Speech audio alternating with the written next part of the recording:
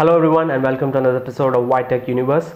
In this episode we're going to be having a look at the Iberry AuxusCoreX2 3G Android 4.1 Jellybean tablet. This is a 7-inch budget tablet, and the specs that it holds easily compares to the high-end tablets out there in the market. So let's go ahead and see if this tablet performs that well and if it is worth your money.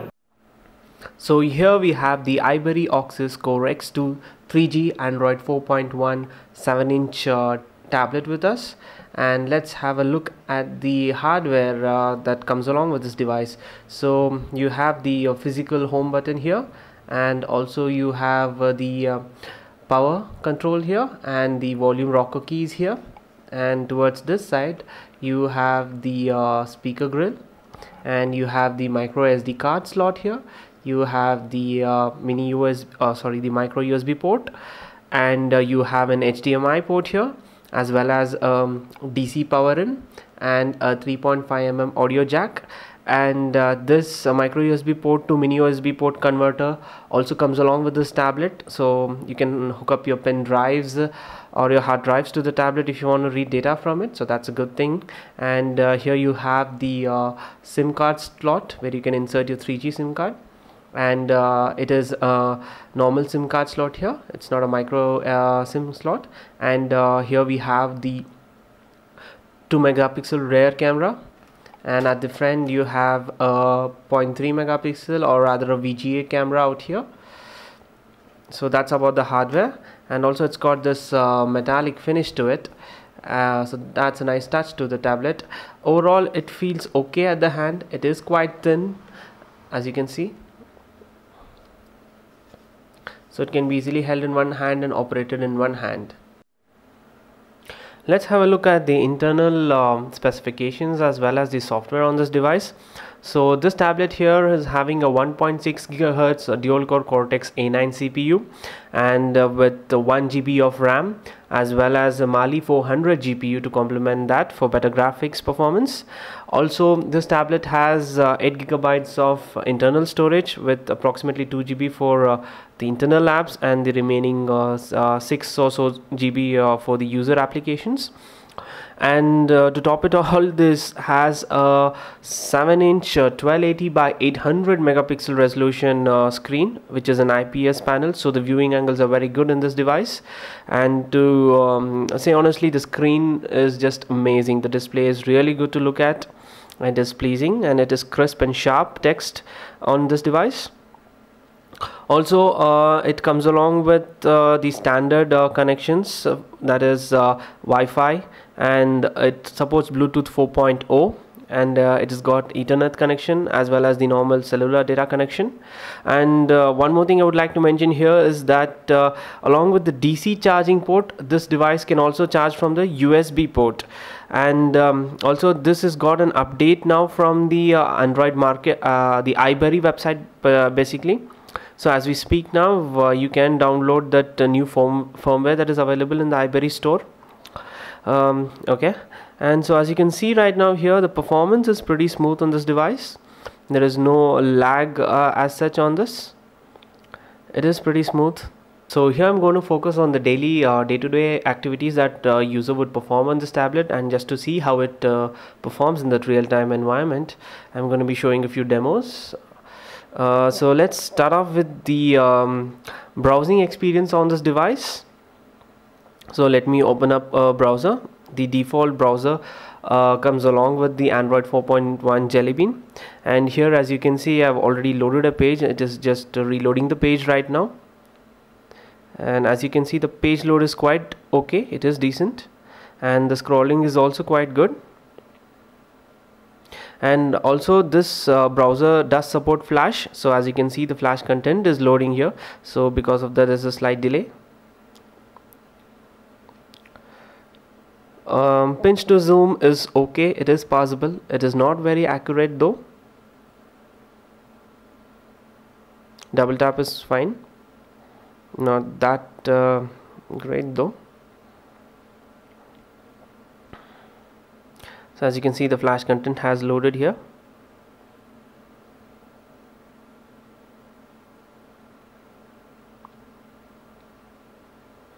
Basically this is a little heavy website where you have all these images and to be rendered along with the text content. So as you can see, it is pretty smooth, it is decent, but only thing is the pinch to zoom is not that great out here. Also, let me just talk about the keyboard.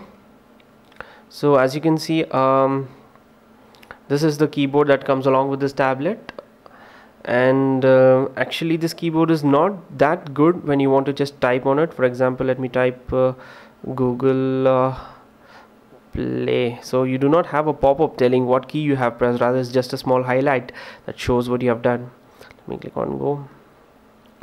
Also, as you have noticed, the keyboard is not immediately responsive.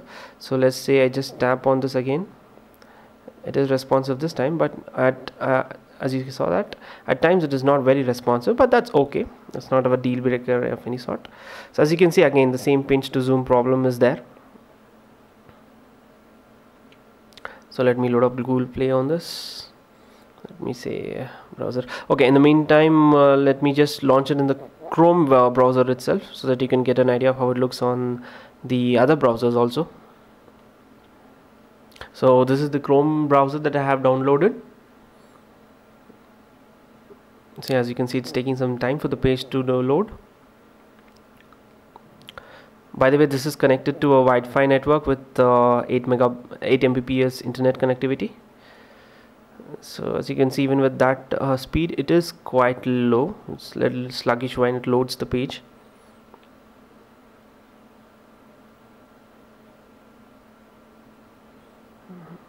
Okay, the same issue persists in the Chrome as well.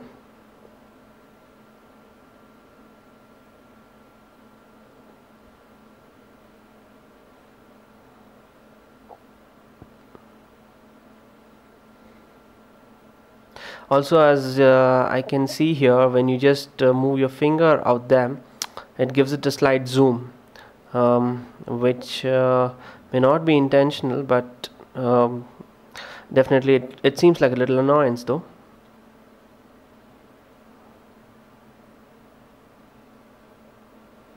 Let's have a look at the YouTube app also as we are at it. So this is the YouTube desktop application here. Let me just reload it.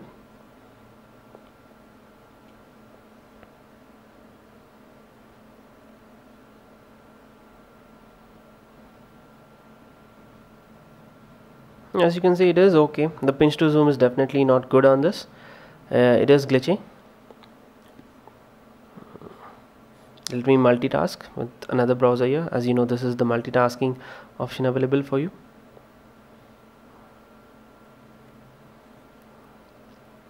And also let me try to show you how it looks in the portrait mode.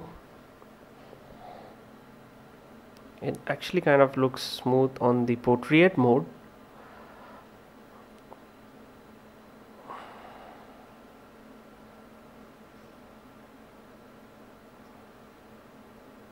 Yeah, it is seeming a little better with respect to pinch to zoom in the portrait mode. Let's have a look at the video playing capability of this device. Here I will launch the MX player here and play some videos that I have downloaded. Say okay to that. Go to the videos, and this is a 1080p HD resolution video that we are playing back here.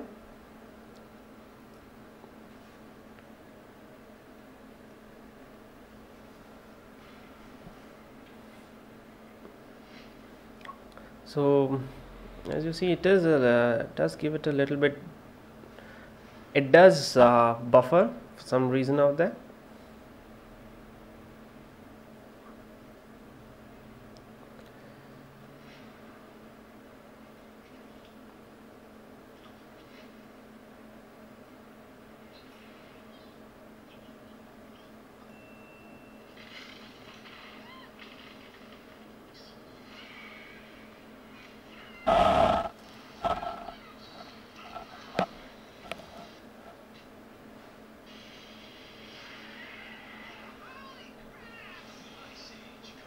It did take some time to load up in the first instance, but then after that it's smooth. There is no jittering, of course, from the occasional jittering here and there. Let's play that video again and see whether the same issue persists.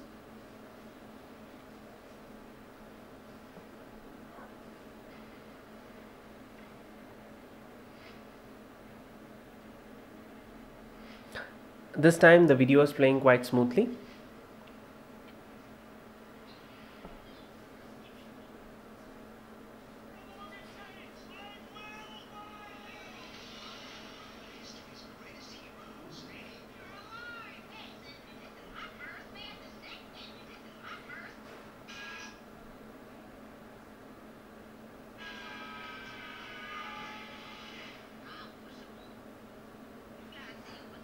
So that's playing in full 100% resolution. There is also pinch to zoom. Okay, it seems quite smooth, though initially it did show some problems, but right now it is playing smooth enough. Let's take a look at the Play Store also, basically the Play Music application. It is quite smooth.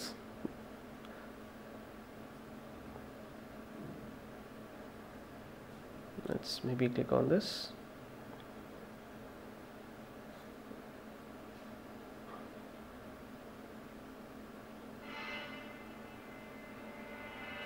So this is the music player interface for you. It's just a simple basic player interface.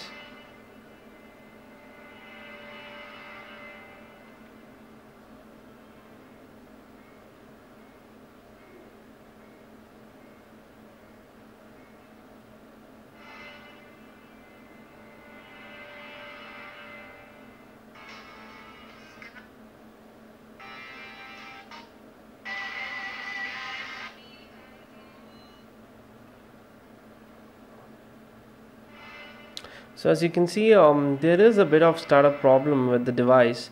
Other than that, once it's started, the applications are pretty smooth enough on it. Also, you have the notification bar here. If you wish to, you may play the songs from here, play the videos from here, or you can also look at the weather applications that you may have installed on this.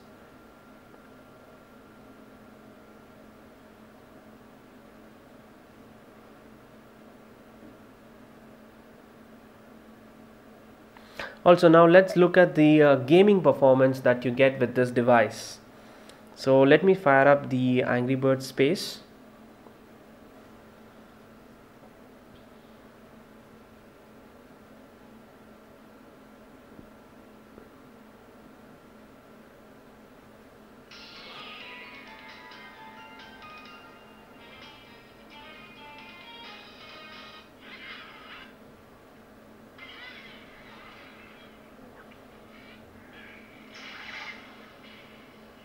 So as you can see, the graphics seems pretty smooth on this.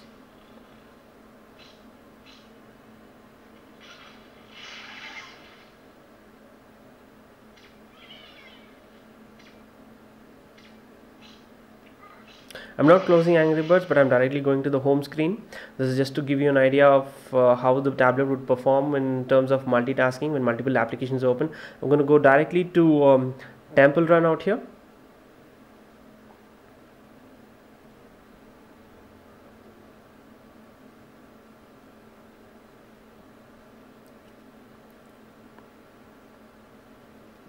As you see, the graphics seems pretty decent. It is in fact pretty good.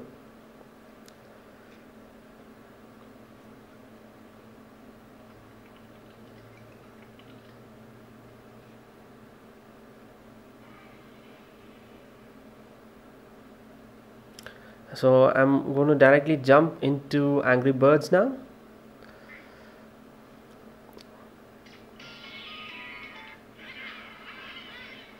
As you can see here, the 1 GB of RAM is coming in handy, and it is helping the applications run parallelly. So let me open up this application here. So this is the music application basically out here.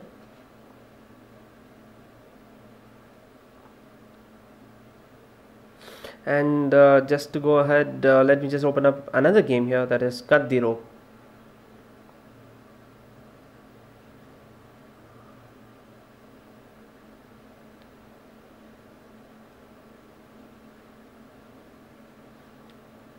It is taking some time to load. Do mind that we have all these applications currently open on this device right now, so there may be chances of some lag out here. Okay, let's go and play. So as you see, the scrolling is pretty smooth.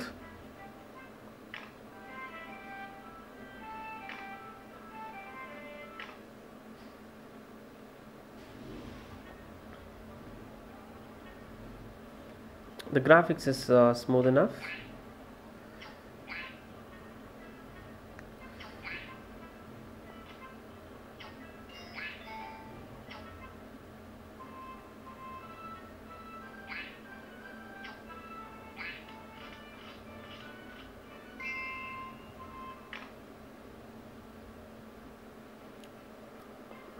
There is some choppiness with respect to the loading screen, but other than that the game seems quite playable, and it is in fact very smooth.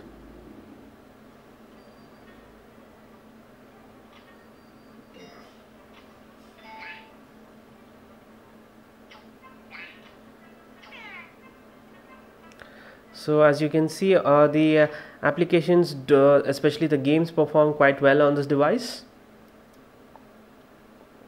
Also, I guess Temple Run was closed in the background since the memory was maybe occupied more.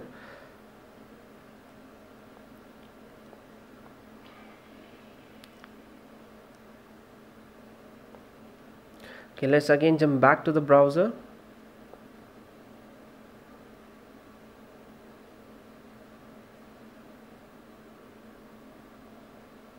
And then let's maybe jump back to the video.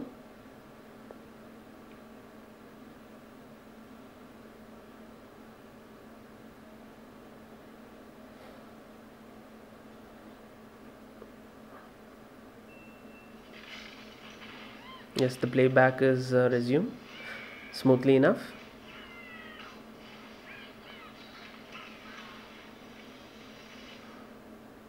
Going back to the home screen. So as you can see, the performance is pretty decent. Only thing, there is a little lag when the applications start up for this. Otherwise, after that, the device is pretty smooth in operation. The device's 4100 mAh battery will easily last you for a day with moderate usage and with cellular data.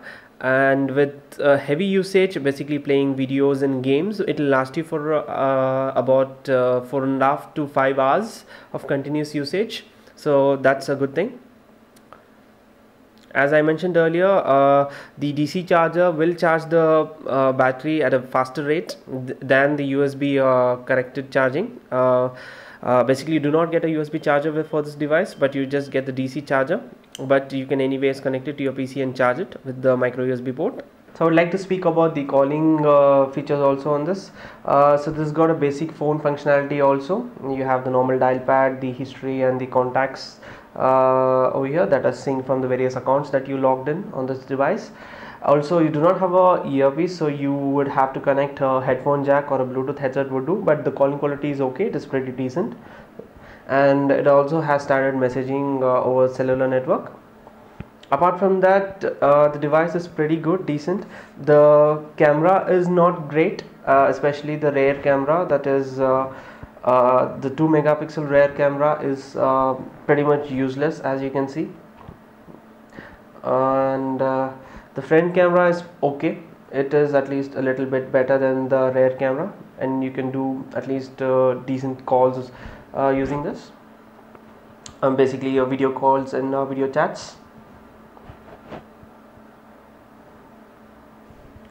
So overall it is a pretty decent package for 11,400 rupees. The performance is smooth, it is good. Yes, there are issues particularly in the browser area, wherein the pages load pretty slowly, as well as pinch to zoom is not at all accurate. It might become an issue of irritation for some, but if that's okay with you, then the browser department is also pretty decent. And the overall performance is pretty smooth. I have installed Halo launcher on top of the standard Jellybean launcher, which seemed quite smooth for me. So what's the final verdict? So let me put it this way: the pros of the device: good hardware, good display, good memory. It's got 8 GB plus expandable up to 64 gigabytes, good number of ports for media outputs as well as connectivity. The cons of the device: there is initial startup lag for apps, as well as the browser performance is not great. It is okay but not great. The camera is of very bad quality.